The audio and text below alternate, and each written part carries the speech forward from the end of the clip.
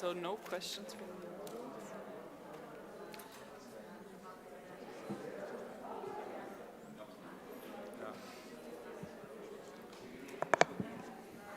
Good afternoon. Is this microphone on? Yes.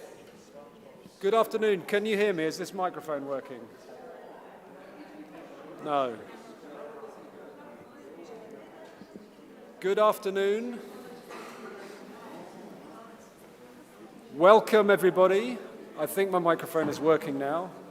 How wonderful, how exciting to be back in Perugia and to see all of you. We have an hour of intense debate about tech regulation. My name is Damien Tambini, and we have a panel which is qualified, extremely qualified to answer the questions that we are facing around tech regulation. To my right is, starting from the extreme right, Martin Moore. He is my, not the extreme right in political terms. He is my co-editor on a book that we are launching today, which is called Regulating Big Tech. It is available from Oxford University Press. Unfortunately, the copies that we were hoping to be handing to you all today are stuck in customs because of Brexit. That's another story.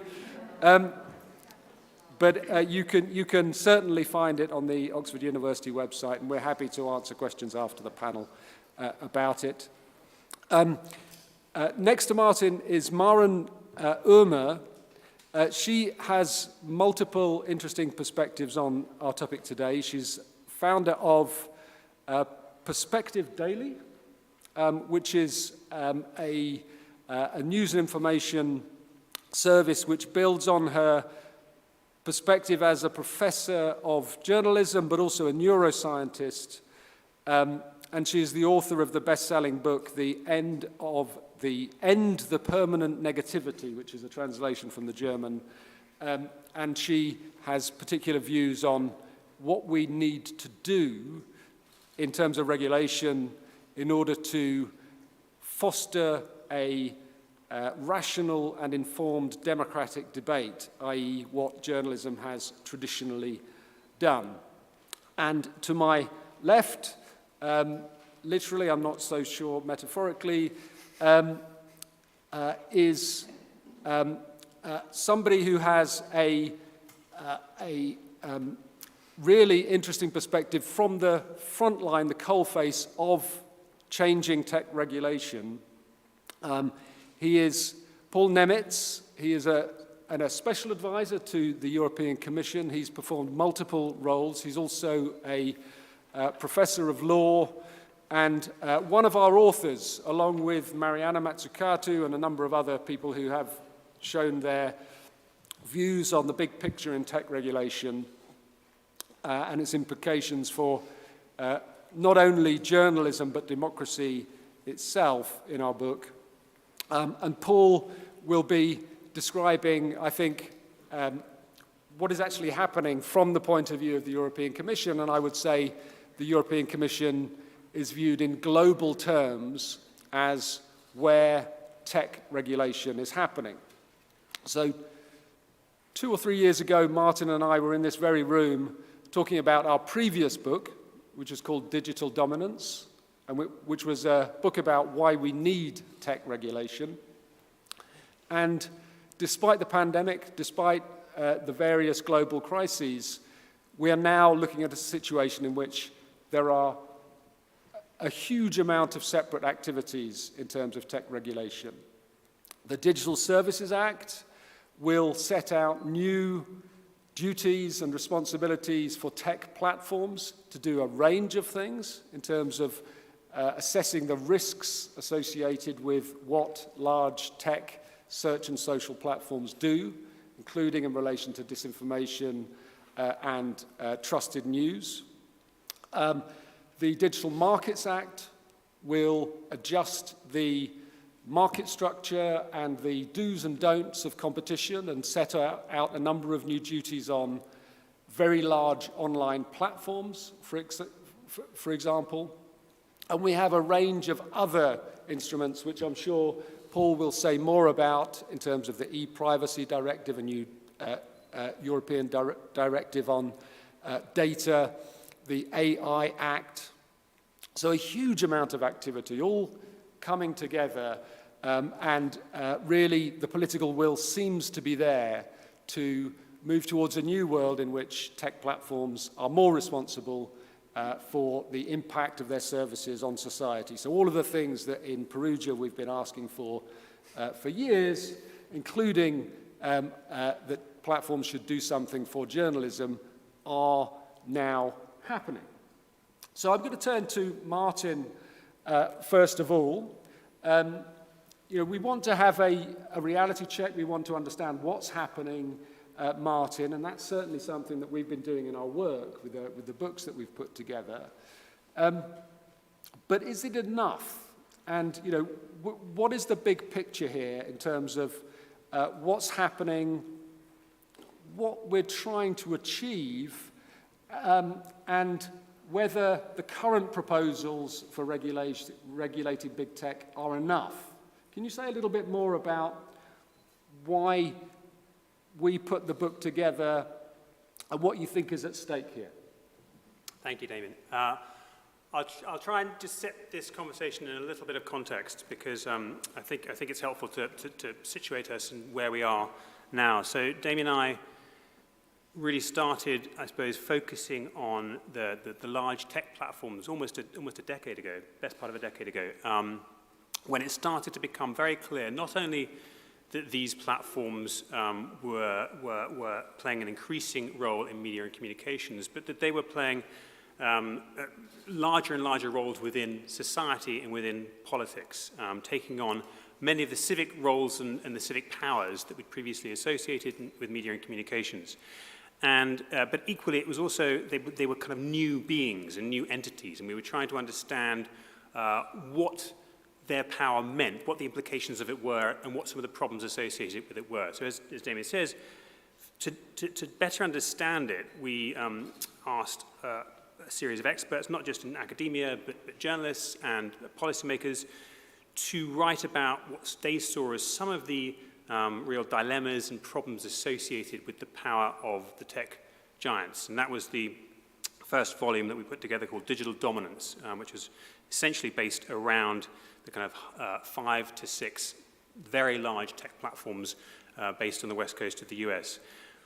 But what was really clear from doing that volume was not only that these platforms were huge and that they were causing significant problems within society, problems that were going to have to be addressed, but that these problems were immensely complex and actually that they required an awful lot of thought to understand them before we could work out how best to address them. The problem was we published that book in 2018, and already there was this thanks to 2016 and Brexit and Trump, there was this sort of tsunami of rising concern about their power and a very strong message of something must be done. And our particular concern at that point was not, I mean, we've been pushing, regulation as far as we could see was inevitable. It wasn't whether regulation should happen, it was what regulation and what would be the implications of the regulation and would it go too far? And our concern was that unless we really gave more thought, more broader and deeper thought to the problems and how to address them, then we'd end up with a whole series of regulations which had many, many unintended repercussions, which I think is sadly, to a certain extent, where we're going now with some of the regulations. So that was the kind of the genesis of this. And again, we've brought together a whole range of people from academia, from policy, journalism and elsewhere, to address lots of different aspects. Because as far as we can see, and I think we still both hold to this, there's no one regulation. This isn't a kind of J.R.R. Tolkien, Lord of the Rings. There's no one ring to rule them all. There's no one piece of legislation or piece of regulation that will address these problems. These problems go across a huge range and affect many different parts of our lives. And for that very reason, We think that the problems need to be addressed in different ways. Some of them, yes, absolutely have to be addressed by the introduction of regulation. Some of them will be by the Digital Services Act, Digital Markets Act, in the UK by the Online Safety Bill. But equally, there are so many other levers that we need to pull if we're to address the power of these huge companies, some of which are around competition legislation and antitrust, some of which are around thinking about positive interventions, not just negative ones. I think at the moment we're constantly thinking about how we constrain and control and give responsibilities and obligations to these tech giants, rather than thinking about what media and communications environment, what technological environment do we want, and how are we going to get there? And that will include necessarily a mix of positive and negative interventions. It includes thinking about the positive aspects of self-regulation as well as legislation. It means thinking about subsidies. It means thinking about this whole toolkit that the governments have at their disposal in order to try to figure out how best to address these problems. And I suppose some of the, just to raise some of the questions that we were trying to answer that I think are still, maybe we can discuss these in the panel, are still relatively unanswered, is what role, should governments play in all this? How big or small a role should governments be in running this regulation? We've always been understandably and I think rightly concerned about the role of government when it comes to freedom of speech and freedom of expression and playing too great a role in our lives. But that's what some of the regulation proposes that they do. How do we, if we want to get to a more kind of mixed ecology of tech platforms, then how do we get there? How do we kind of move away from this oligopoly of a tiny number of companies dominating our lives? How do we kind of start to reconcile the contradictions between nations and regions that are holding us back when it comes to this regulation? For example, in terms of conceptualizations of free speech. In the US, there, as Damien will talk to, there have been many centuries of different understanding and jurisprudence around free speech compared to a much more sort of if you like, sort of bounded ideas of free speech in Europe. How do we reconcile those? And to what role should journalism and media play in all this? How privileged or exceptional should journalism and media be? Because what we're seeing in the regulations and the legislation at the moment is attempts to make journalism and news more exceptional, which I think most people in this room will probably have a lot of sympathy for. But we're also seeing the real problems in what happens when you seek within legislation and regulation to make journalism exceptional, for the very reason that it starts to raise questions about kind of licensing of journalism and government control of journalism. So, there are some real thorny questions, I think, which are still unanswered, despite the fact that we're moving forward at a phenomenal pace with regulation, certainly in Europe and indeed in other countries around the world. So is it fair to say in a way that part of what you're saying is that, yes, we've been pushing, and journalists and the news media, I would say, have been lobbying and pushing for new regulation, in part in order to make journalism and news more sustainable.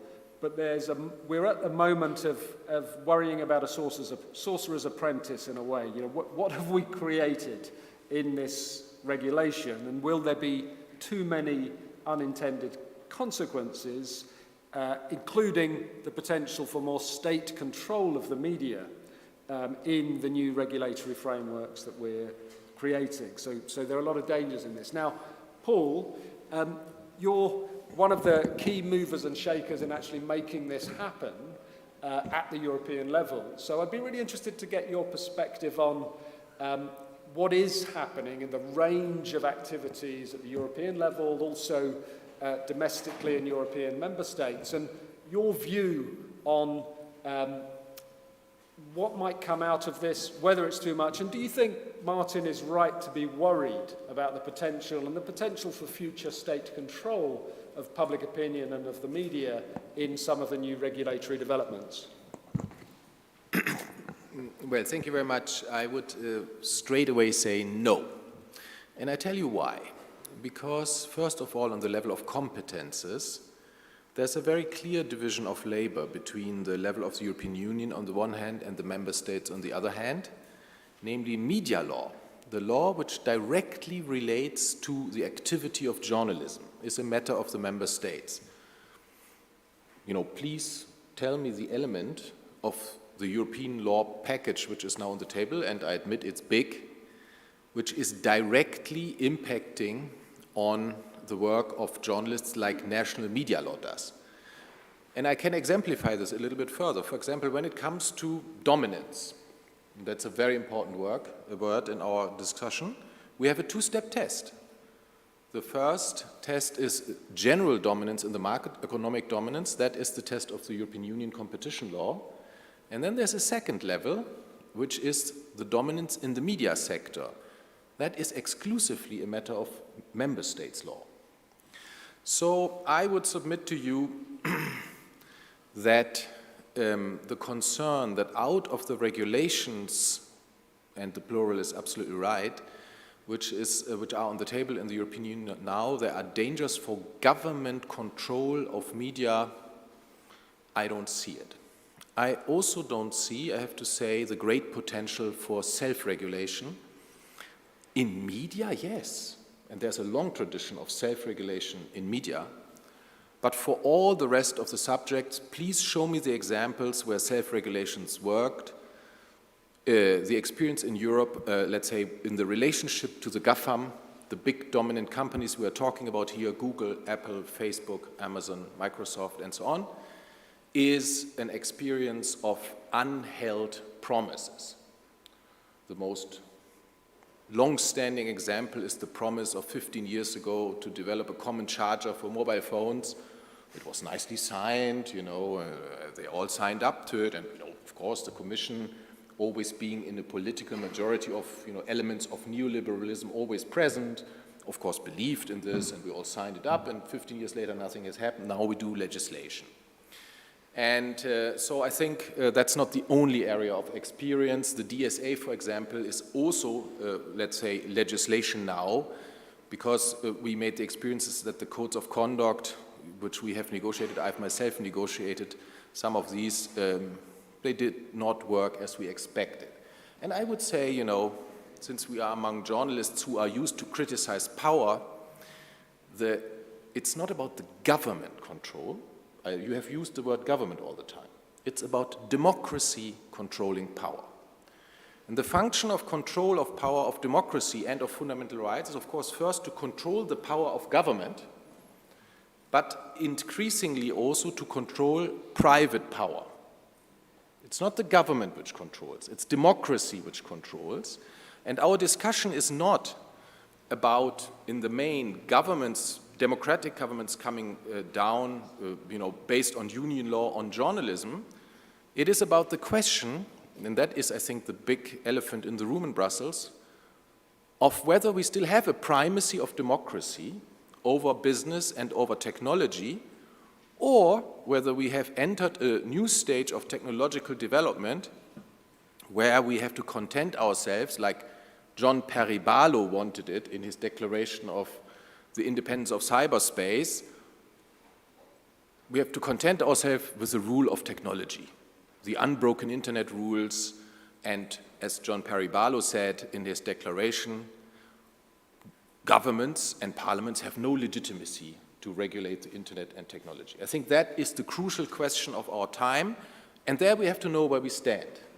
Do we stand on the side of democracy, or do we stand somewhere else in this space because of economic interests and because of making friends with those who have big money?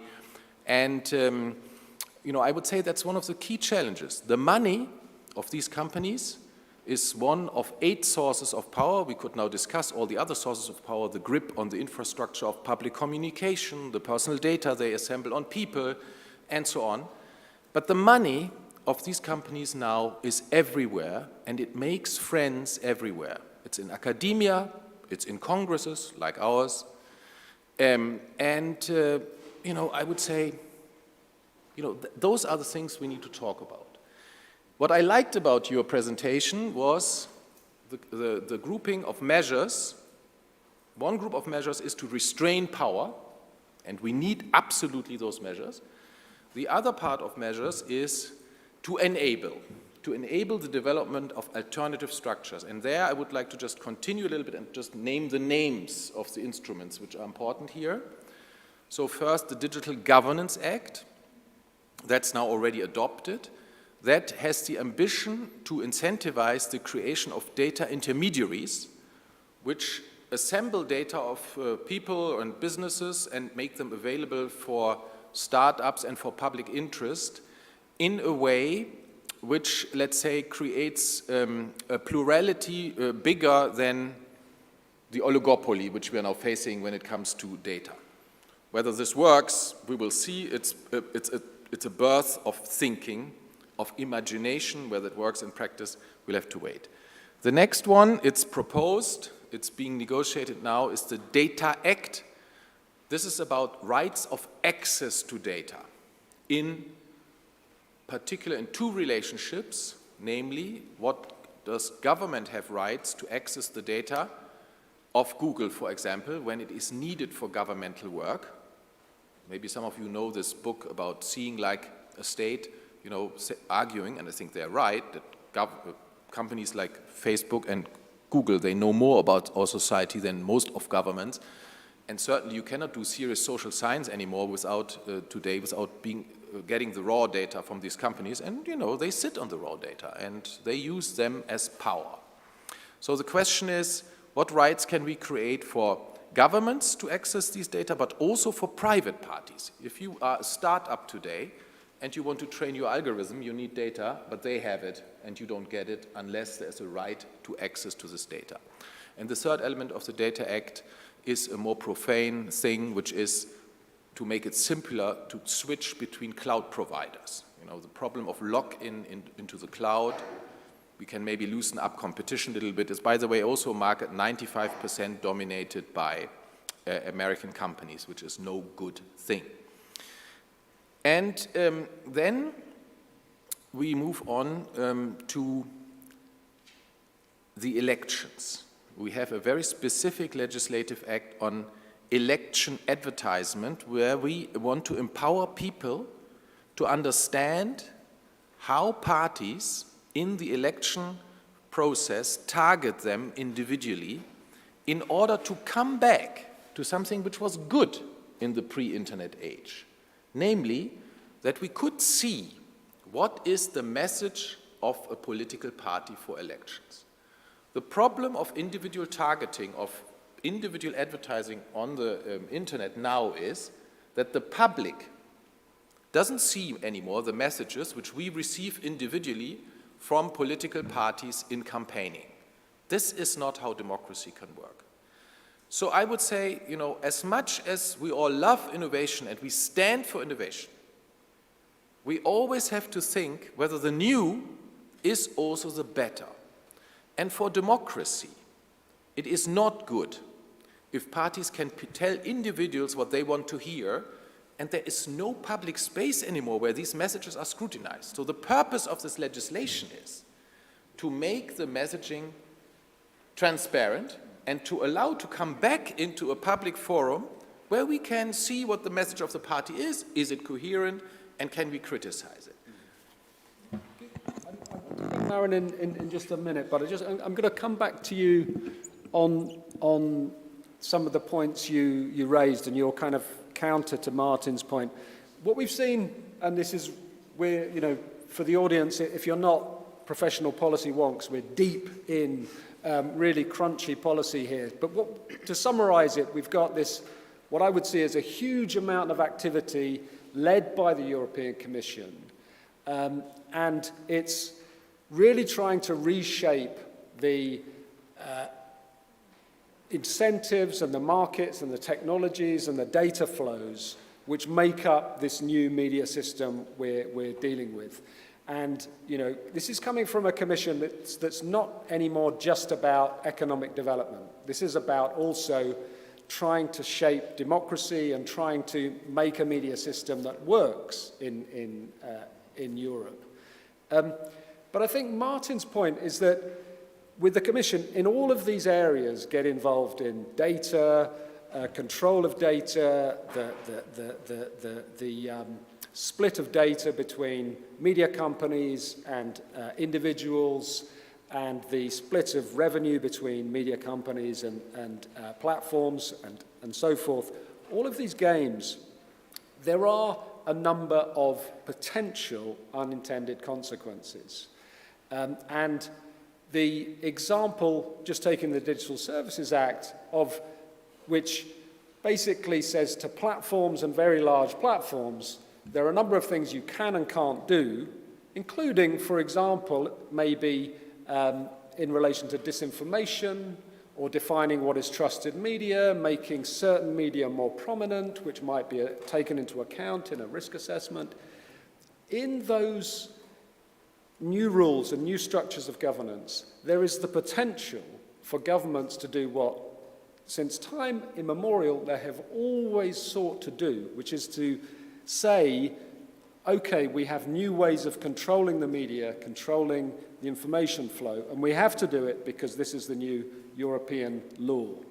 And one of the panels this morning, which was about media in Eastern Europe, this was specifically raised, that in some cases it was Marius Dragomir, who is now in exile from Hungary, said that this is one of the main processes of media capture, which is, for example, he mentioned the GDPR as an area where governments use European law in order to put pressure, particularly on the media.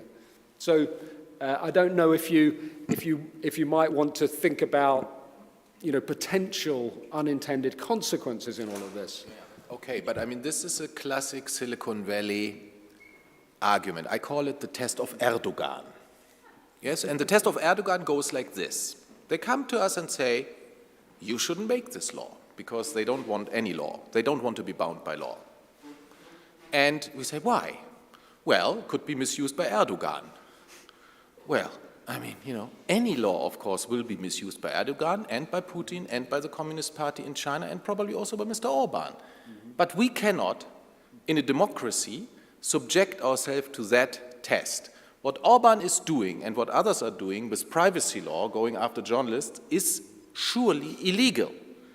But to come to Brussels and to say, you should not do any of these laws because they will be abused by dictators, I would say that's a misunderstanding of how democracy should function. And I cannot accept that argument. Our laws are tested against fundamental rights catalog, binding. Then they are tested by independent courts, and if necessary also by a system of court and catalog of human rights outside our countries. We are the only continent who has this system. So if Silicon Valley, excuse me? Hungary is in the EU. Of course they are in the EU, but no, of course they're in the EU, but we live under the rule of law, and the rule of law gives to the European Commission very limited instruments to control the democracy in member states. And I'm happy to expand on that. That is one of the great weaknesses of European integration, that we started as European Economic Union and we have moved only so far. But for example, the Charter of Fundamental Rights is not like the European Convention of Human Rights, a general Charter of Human Rights. It only applies where member states execute EU law.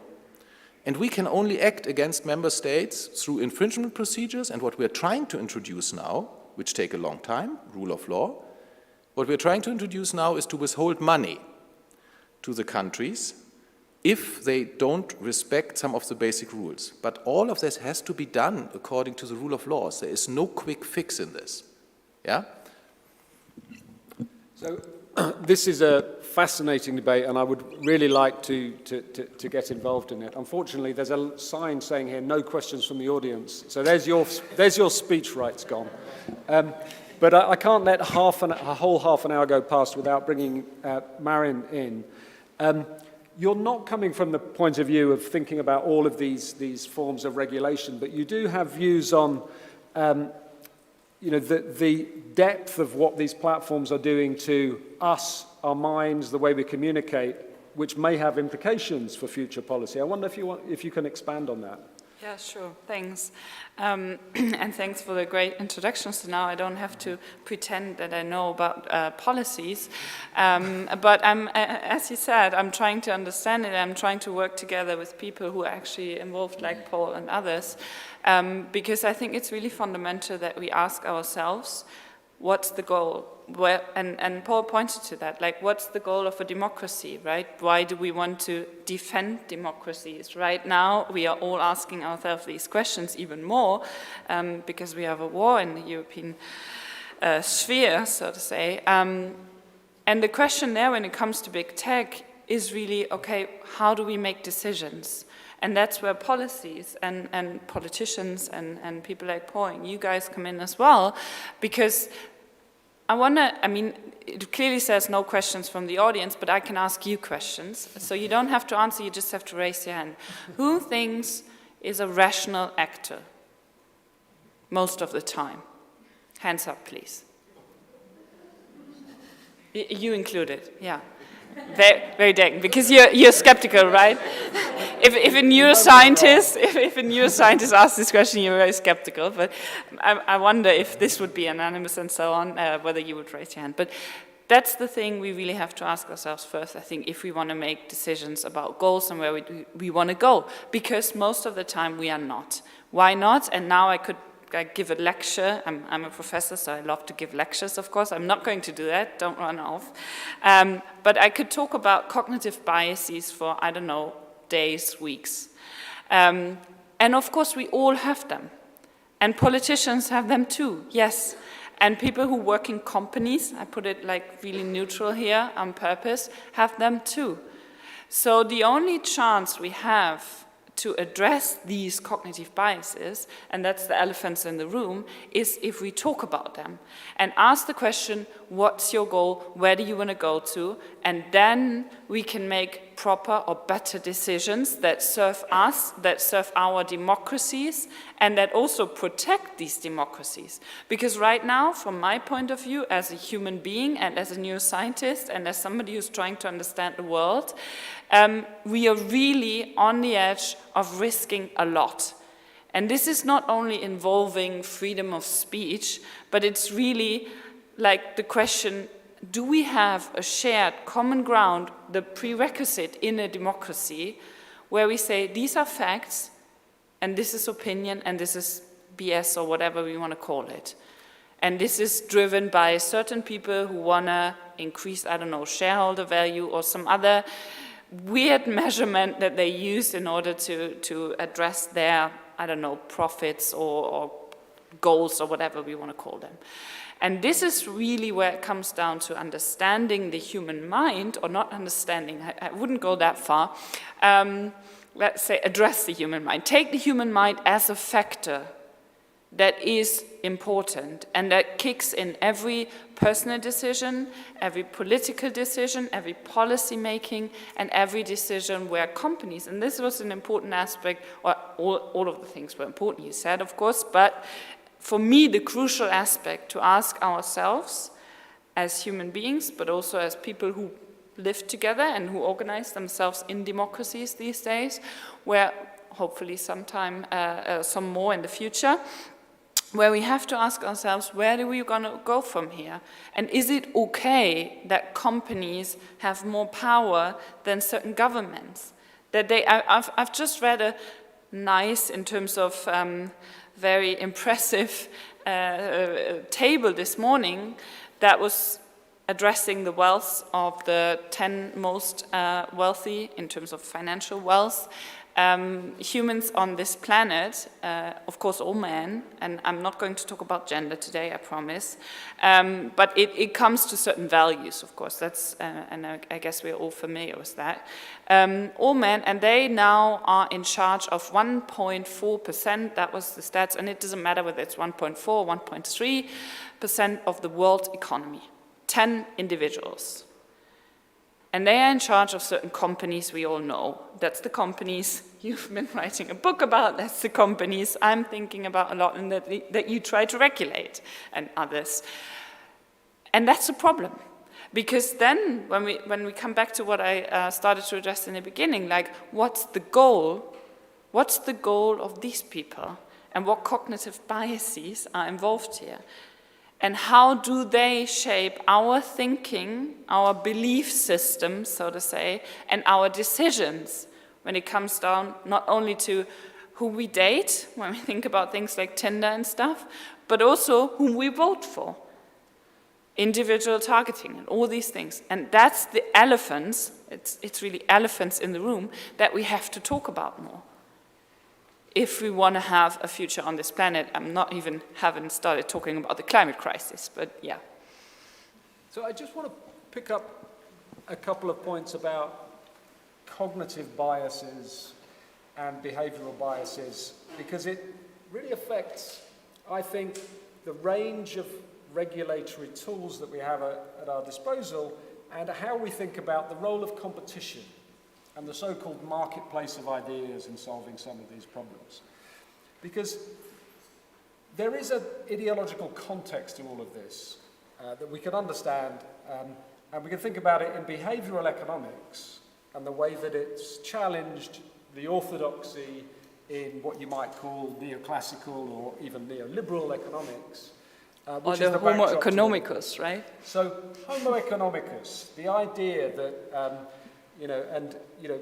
maybe it is true of some of those tech bros you were talking about, that they maybe are all too close to being rational actors, but most of us are not rational actors.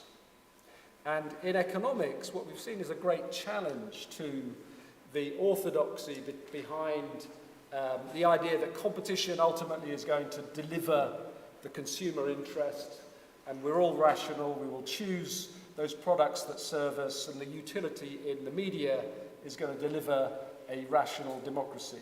And I think that view has been challenged, right? I mean, in economics and in politics, and in the years since 2016, we've had the scales have fallen from our eyes because we realize that consumers of the media do not seek truth.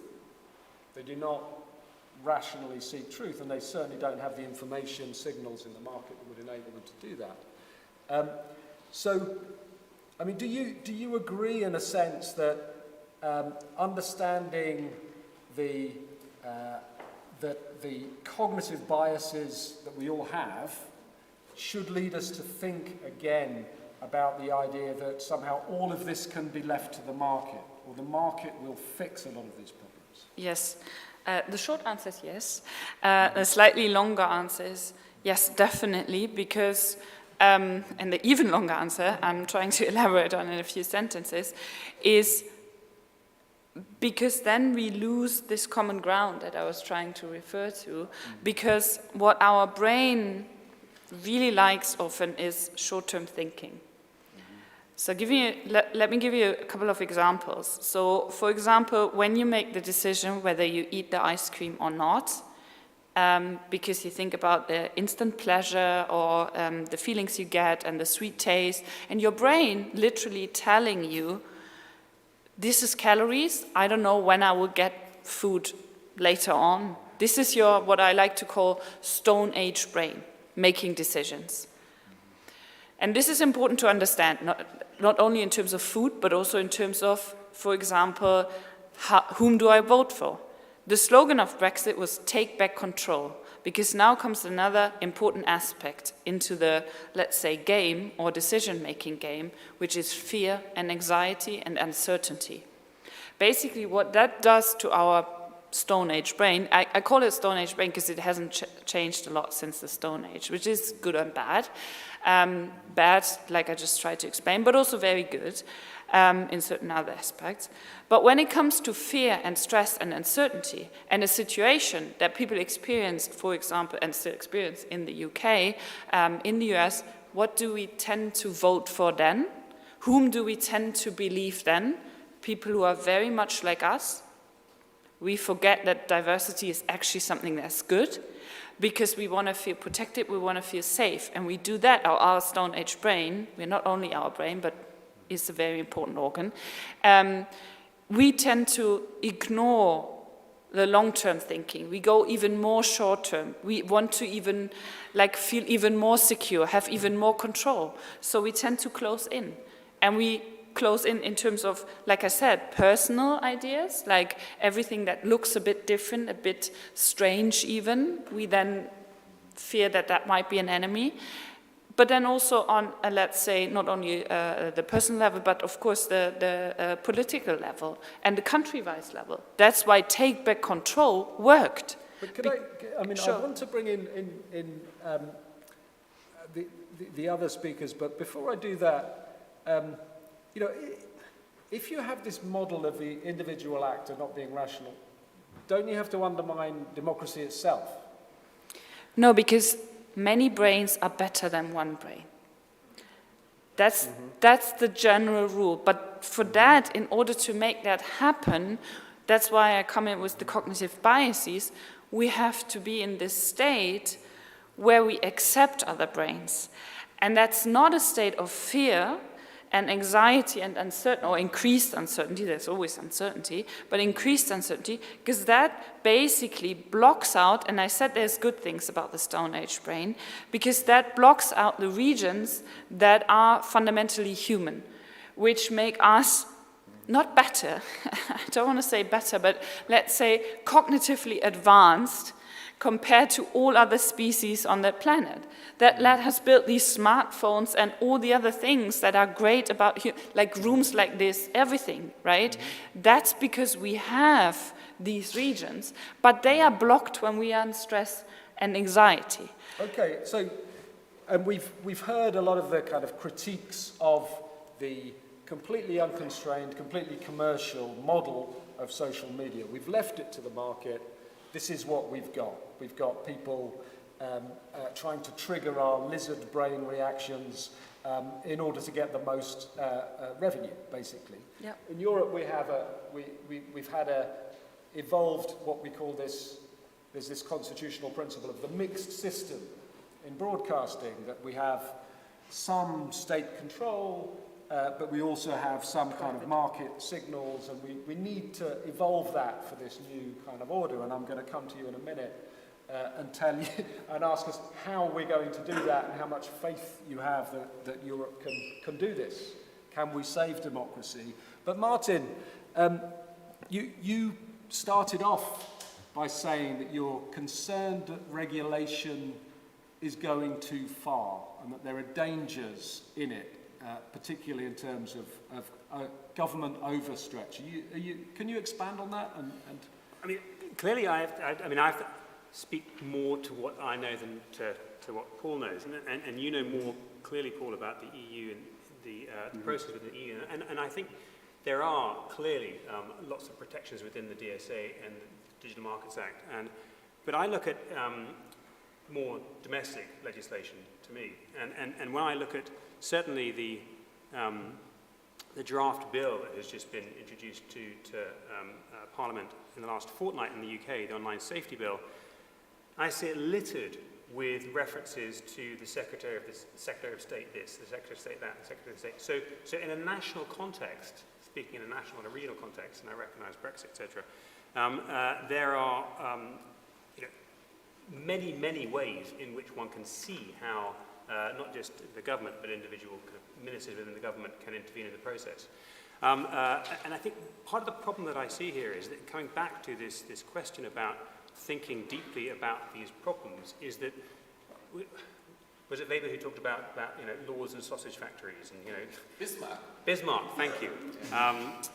Because watching the process by which this draft law has gone through, and it's gone through an awfully long process for many, many years, it's been apparent that there are certain things which just haven't been thought about enough, in the sense that we now have laws which talk about harms when no one really knows what harms they're talking about. We have laws that talk about content of democratic importance, and no one really knows what that refers to. We're already creating laws and regulations and legislation with an awful lot of question marks and unknowns. And in many of those places where there are unknowns, it is the Secretary of State will fill in the gap, or the regulator will fill in the gap, code of practice, etc.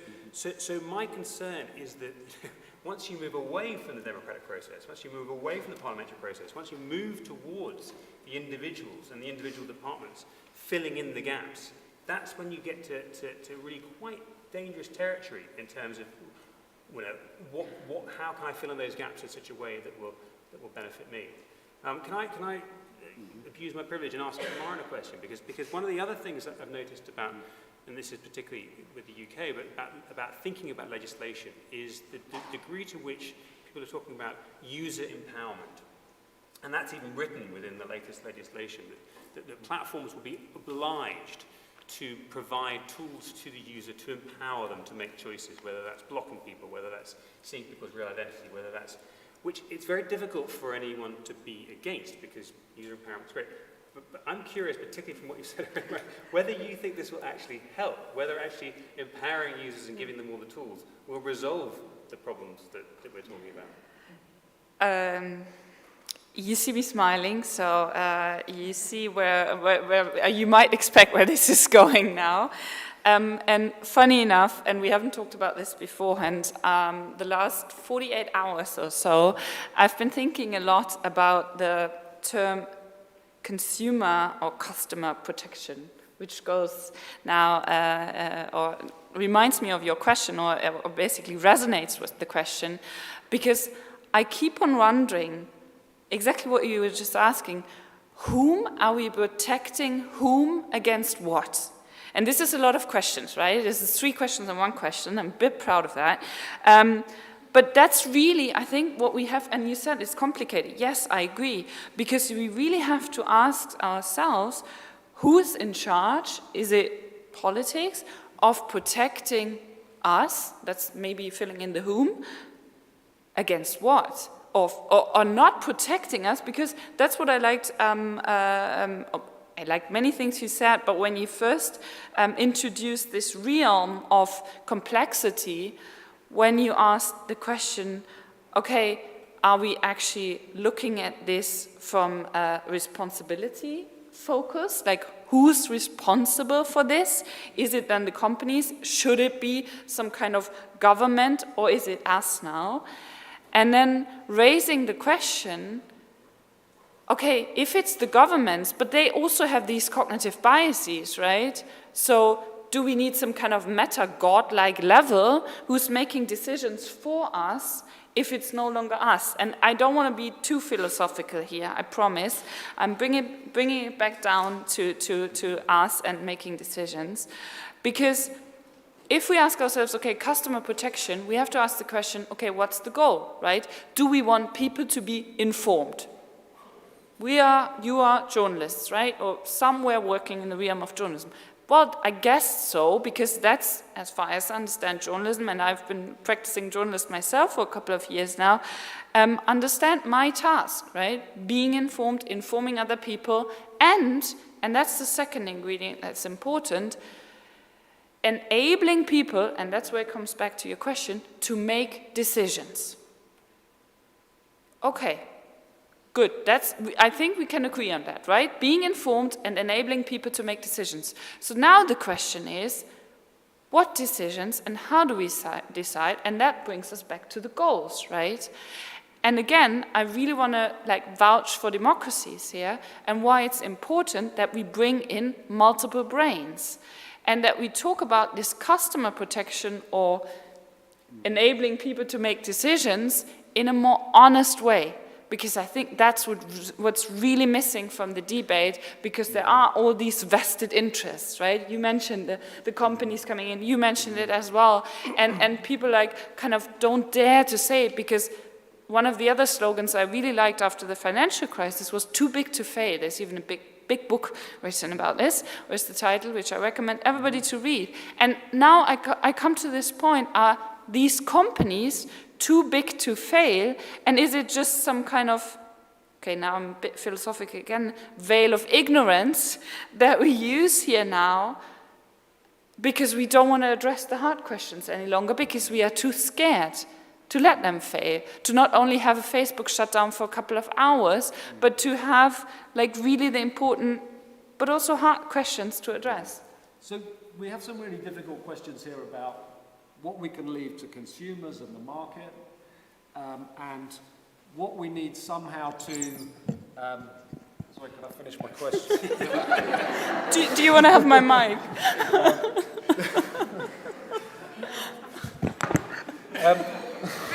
See, this is two brains already not being able to share a microphone, right? He's raring to go. God, that speaks volumes, doesn't it? But you know, we have these really difficult problems about, you know, how can we shape this information environment in ways that serve democracy, serve consumers' interests, without taking too much control away? And how can we do it in an atmosphere of conspiracy theories and mistrust, where people very, very quick to say they are trying to control our information. This is a conspiracy. This is there is some kind of power behind this framework, and we're trying to create this complex, multi-leveled governance in order to protect democracy and create an enabling environment for democracy. And I want to give a couple of plugs to the Council of Europe, that's done some really interesting work on how to develop those governance tools with sufficient transparency and openness. And just this week, the Parliamentary Assembly of the Council of Europe has approved the media governance principles, which are a set of principles which say, well, if you want to establish all these complex co-regulation and governance arrangements, you need to do it in transparent and open ways. And that's, I think, work which has been published this week. But you haven't mentioned the Media Freedom Act, of course, which has been announced but not really detailed. But Paul, tell us how you see things developing over the next months, years, in terms of the European framework, and what you think needs to be done.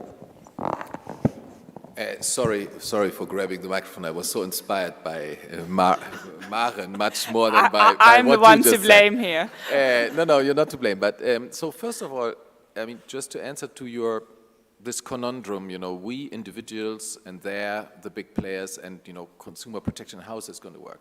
I have a very clear answer to this. This is the answer of a lawyer. In our world today, it is not enough to give people rights that they can do something and decide, and it's not enough to create transparency that people know. Because in our lives, we have other things to do than to fight all the time these big corporations.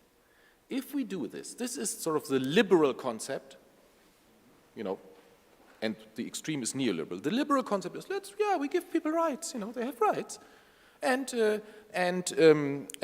we create transparency, but that's not enough.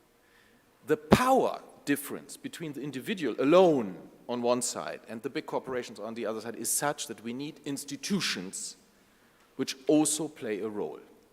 And that is, if you ask me, that is what we try to do. So we create all these individual rights, we create transparency, but we also create a data protection authority which can act in parallel to the people, not only on the basis of complaints of individuals, but also ex officio. Yes? So that's my first answer. If you think, and, you know, unfortunately also in civil society, you know, there are many people who are in cloud cuckoo land, who think that, oh, you know, if we just as individuals, you know, if we get organized, everything is fine. No.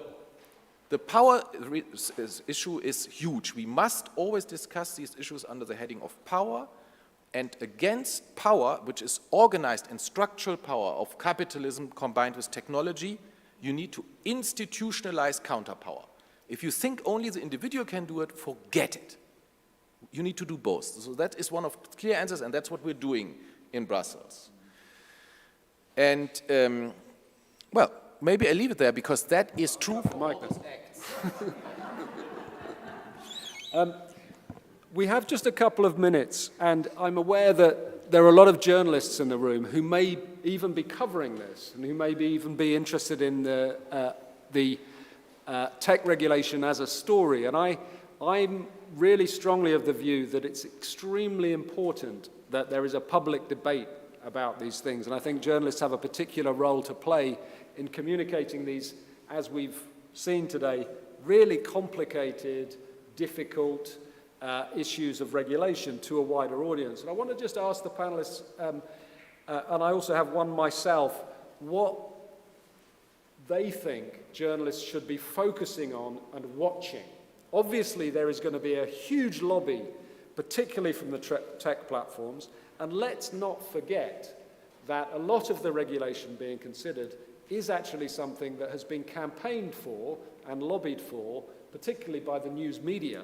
If we think about the online services bill in the UK, that's a newspaper campaign that resulted in this. So each of the panelists, starting with Marin and then the other panelists, what should journalists be watching for and what should the public know about in this debate? Yeah.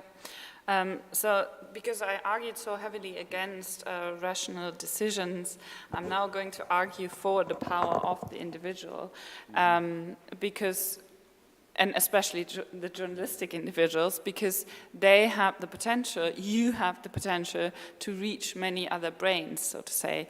I always like to say every thought and every information you consume, anybody consumes, changes your brain. And that's why this regulation is so important, because you mentioned conspiracy theories. I avoid calling these theories because they are no theories, they are conspiracy tales, fairy tales, so to say, and that's important.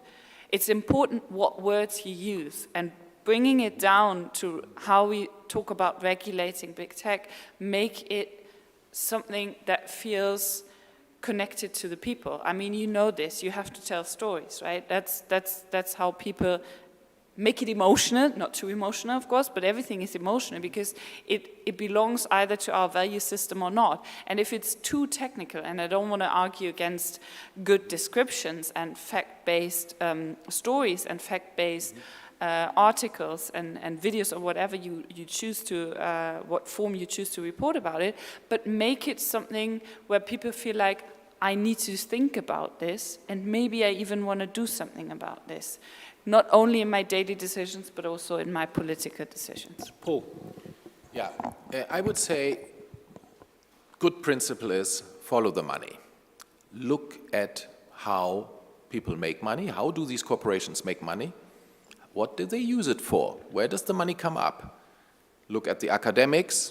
You know, is there money in that faculty? Are they getting money for the studies? Look at the conferences. Where does the money come from? Look at civil society. You know, do they get money from Google and Facebook? Follow the money. Because what we are discussing about is power. It's power over societies and power over people. That's the first thing I would say. And the second thing I would say is try to question technological claims. We cannot do this technologically, this is not possible, or we are not doing this. Big tech lies constantly. And I refer here to Shoshana Zuboff's book, Surveillance Capitalism. The culture of lying in Google is famous. I have had it myself. You know, when we negotiated the code of conduct against hate speech and incitement to violence on the internet, they said, oh, you know, it's too difficult. We can't find incitement to violence on the internet. We can't do it. Or right to be forgotten. Google, oh no, can't do it. So don't believe what they're telling you about their technological capabilities, about their business models. Go deeper, find insiders, test their technological claims with alternative sources. For example, I take startups in Israel or something as proxy to understand where the technology really stands. These are my 2 tips for journalists. Don't believe the claims of big tech and follow the money. Thank you. Martin, I'll give you the last word. Well, just a word of caution, I suppose, which is be careful what you wish for, and this is really to news organizations. I think that, as Damien said, for quite a number of years, a lot of news organizations have been pushing very, very hard. I think in some ways very absolutely rightly for regulating big tech without actually thinking about the spillover effects of some of that regulation on themselves. And now some of them are trying, particularly in the UK, to carve out these massive exemptions for themselves. I think there is a tendency for news organizations to, A, think that regulating big tech won't affect them, and B, actually, when they realize it will affect them, for seeking to privilege the news organizations in such a way that will potentially, I think, institutionalize the close collaborative relationship that news organizations are already having, the big news organizations are already having with big technology companies. And that, to me, is not a direction we should be going in, where you get this media tech complex. And that's my fear from regulation. So be careful what you wish for. Paul, Martin, Marion, thank you very much, and thank you all the audience. Sorry for no questions.